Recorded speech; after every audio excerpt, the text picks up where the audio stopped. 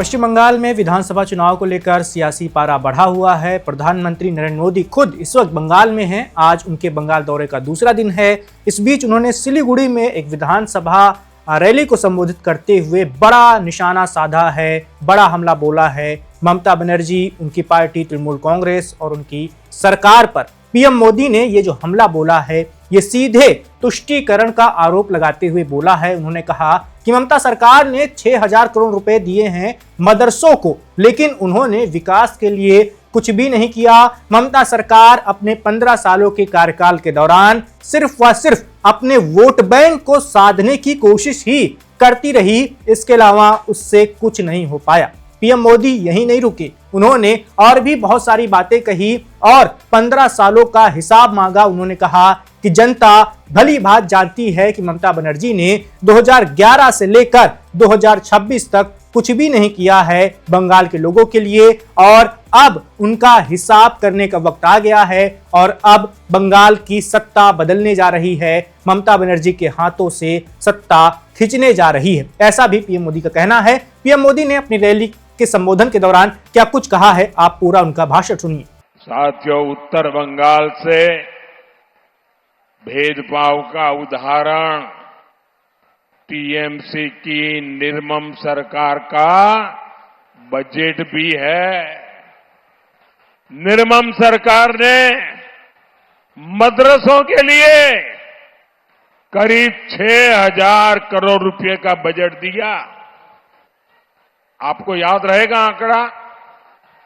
मैं आपको पूछूं, आप बोलेंगे? मदरसों के लिए टीएमसी ने 6000 करोड़ का बजट दिया है। कितना बजट दिया? किसको दिया? किसको दिया? कितना दिया? मदरसों के लिए 6000 करोड़ रुपए का बजट। लेकिन इतने बड़े नॉर्थ बंगाल के डेवलपमेंट के लिए बंगाल सरकार पर्याप्त बजट नहीं देती। टीएमसी सिर्फ अपने खास वोट बैंक के तुष्टीकरण में ही वो दिन रात लगी हुई है। साथियों, जब नॉर्थ बंगाल के अनेक जिलों में भारी बारिश से तबाही फैली, हर तरफ हाहाकार था, तब टीएमसी की निर्मम सरकार कोलकाता में जश्न मना रही थी। TMC anti north Bengal party है।